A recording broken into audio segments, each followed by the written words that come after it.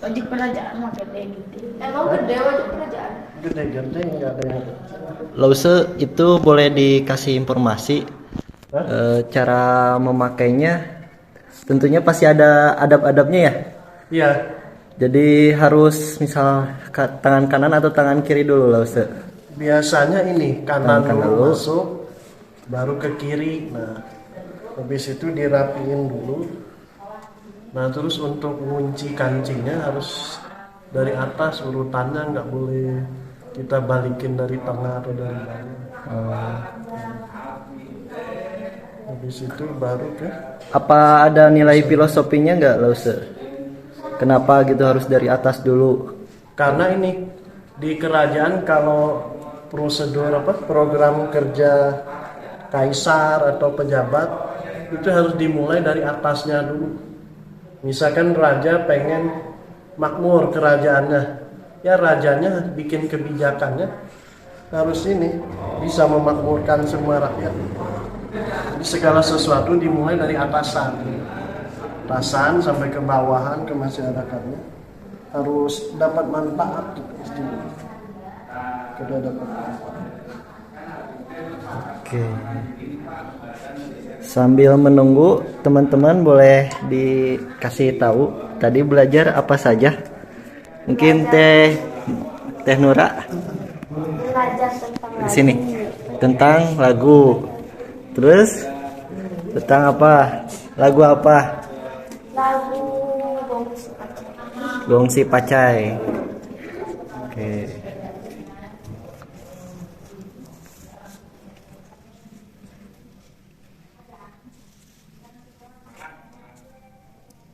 Ini yang suka kita lihat.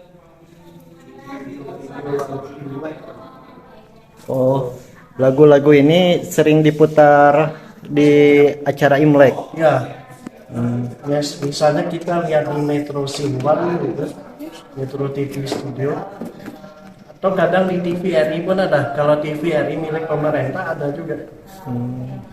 Di Metro TV, terus Dai TV yang dari Taiwan punya, tapi ada cabang Indonesia, Dai TV.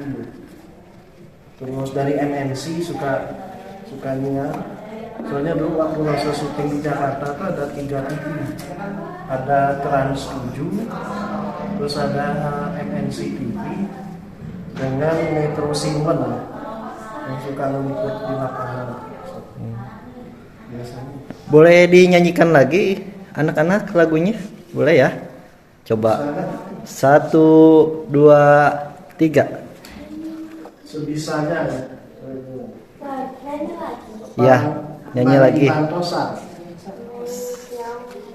小小每个人的嘴里，见面第一句话就是恭喜恭喜恭喜恭喜恭喜你呀，恭喜恭喜恭喜你。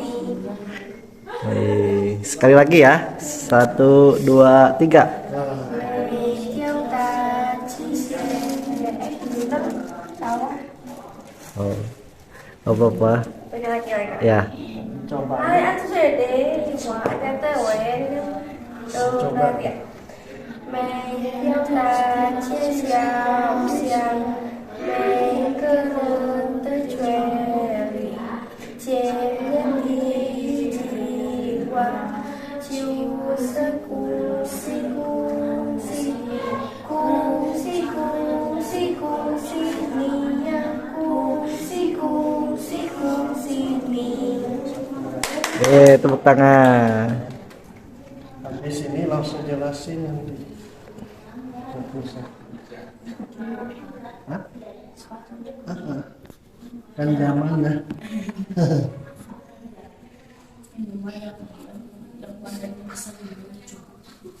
Sesuai zaman.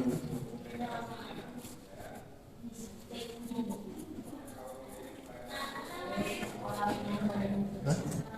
Bisa.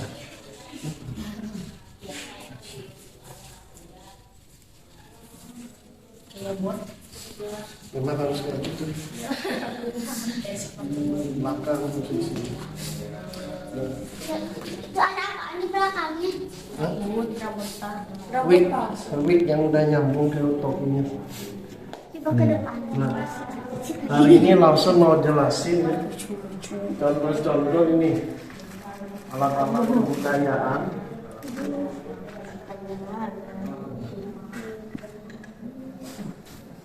Temanya ini Putra Mahkota Dinasti Qing tahun 1644 sampai tahun 1911 Masehi. Nah, hari ini ada 7 poin alat-alat kebudayaan yang suka dikenakan atau dipakai oleh putra mahkota dinasti Qing. Putra mahkota itu maksudnya adalah anak raja tapi yang akan menjadi calon raja meneruskan tahta ayahandanya. Kalau pangeran itu anak raja yang keseharian di istana aja. Jadi beliau tidak menjadi calon raja, hanya menjadi seperti atasan dari pejabat-pejabat ayahandanya. Nah, pertama kalau putra mahkota dinasti Qing sebelum pakai topi mahkota, dalamnya tuh beliau ada topi daleman. Yang modelnya itu kalau kita lihat itu persis seperti kopea. Persis. Ada yang pernah lihat? Nah, ini sebelum masuk pakai. Oh, itu ya, kopea, iya benar. Nah, modelnya mirip seperti kopea. Kayak peci. Jadi ya. kebudayaan Tiongkok zaman kerajaan itu ada kemiripan dengan kebudayaan tradisional Islam ya.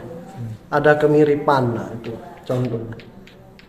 Jadi mereka harus pakai topi daleman karena kalau pangeran biasa topi kepangkatannya belum pakai. Kalau putra mahkota sebelum pakai mahkota raja itu sebelum dilantik beliau pakai topi ini sebagai tanda untuk siap-siap berdinas di istana kerajaan, seperti itu. Jadi ada topi daleman, kalau ini topi luaran. Topi luaran ini sebagai tanda putra mahkota karena dia ada gambar naga kiri kanan dan ada matahari di tengah. Itu cirinya. Nah, yang kedua setelah topi mahkota kita mengenal contoh baju adatnya atau yang disebut hanfu. Hanfu atau baju adat putra mahkota dinasti Qing itu ada 2 lembar. Pertama jubah kuning. Kenapa kuning? Karena lambang keluarga kekaisaran itu kuning. Nah, setelah kuning kalau rompi bebas, boleh biru, boleh apa aja. Jadi untuk baju adat ada 2, ada baju daleman dengan rompi luar. Kalau yang ketiga apa? Nah, yang ketiga contoh sepatu adat. Ini yang dipakai oleh putra mahkota. Karena di keluarga kerajaan rata-rata ini model. Jadi ini ada kepala macan, terus di tengahnya ada kanji wang artinya raja. Karena beliau dipersiapkan menjadi seorang calon raja atau kaisar. Sama dengan yang sebelah kanan.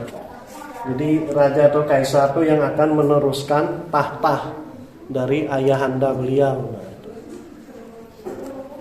Nah, setelah itu, nah ini langsung kenalin contoh kipas.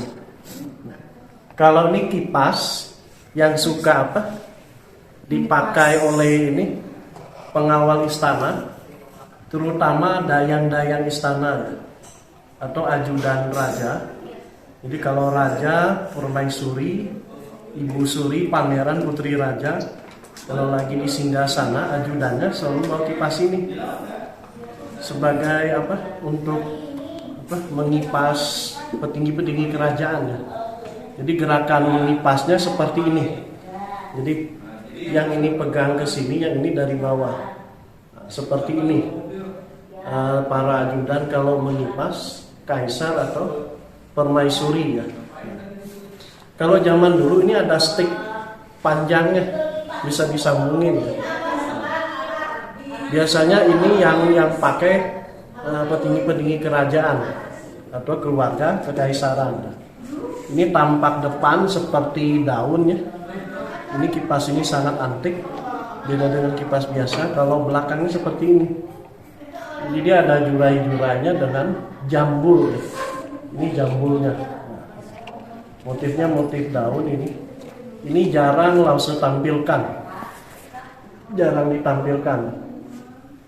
Ini ada yang pernah lihat nggak? Ini kalau kita lihat film Journey to the West atau film Sun Gokong, ini ada dipakai oleh Sang Kuncu atau putri kipas besi. Itu istri dari Raja Kerbau atau Niu Mowang. Istri dari Raja Kerbau, putri kipas besi. Senjata saktinya ini kipas daun. Ya, biasanya beliau tiup jadi kecil kayak mainan, ditelan ke mulutnya. Nah, kalau mau melawan musuh, beliau keluarin kipas mininya, nanti ditiup, dibacain itu jadi gede lagi. Contohnya. Nah, terus yang selanjutnya, nah ini buku atau literasi zaman dulu ya. Nah seperti ini buku atau literasi zaman dahulu kala. Jadi beda dengan zaman modern. Nah tulisannya itu dari atas ke bawah, ini judul bukunya. Dari atas ke bawah. Nah terus pas bukanya pun beda. Buku zaman dulu seperti ini cara bacanya. Nah, cara bacanya seperti ini. Nah, jadi dia sambung menyambung halaman demi halaman ya, sambung menyambung. Nah, buku seperti ini kalau kita buka habis, ditarik panjang, bisa mencapai 3 meteran kertasnya itu, karena sambung menyambung ya. Jadi literasi zaman dulu ini aslinya contoh buku ya. Kalau tempoari yang Lause suka kasih lihat itu sudah setengah modern atau menuju era modern ya. Kalau zaman dulu seperti ini. Kalau kosong berarti sudah habis bacaannya. Endingnya ini. Jadi zaman dulu seperti ini bukunya. Ini 3 meter ya, Lause? 3 meter lah mau dipanjangin ya. Karena zaman dulu kan nulisnya pakai tinta, pakai kuas ya. Ada yang pernah lihat kayak gini? Ini kalau di film Sun Gokong itu Biksu Tong Sancong ya, suka bawa kitab ini. Karena beliau salah satu kepala wihara terbesar di zaman dinasti Tang sekitar abad ke-9. Nah beliau itulah yang di film Sun Gokong itu melakukan perjalanan ke barat mencari kitab. Kitab yang beliau dapatkan di India dibawa balik ke dinasti Tang di Tiongkok untuk diterapkan di negeri mereka. Jadi agama Buddha pertama masuk Cina dari India asalnya, dari kisah Biksu Tong Sancong di film Sun Gokong, atau terkenal dengan judul film Journey to the West, perjalanan ke barat. Nah, contoh kitab mereka seperti ini. Asli zaman kerajaan seperti ini. Jadi belum ada seperti buku modern. Kurang lebih. Ini yang suka kita lihat di film. Nah, kalau ini karena putra mahkota dinasti Qing itu suka membawa cinpen ya.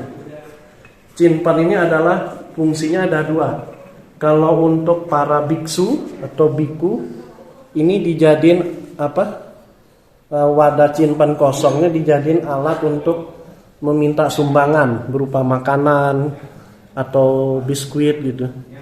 Kalau untuk di kuil Shaolin, karena ada salah satu kaisar dinasti Qing yaitu Kaisar Yongzheng ya.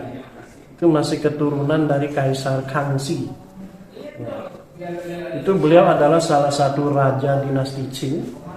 Beliau juga berasal dari putra mahkota dulunya, yang merupakan lulusan Shaolin ya.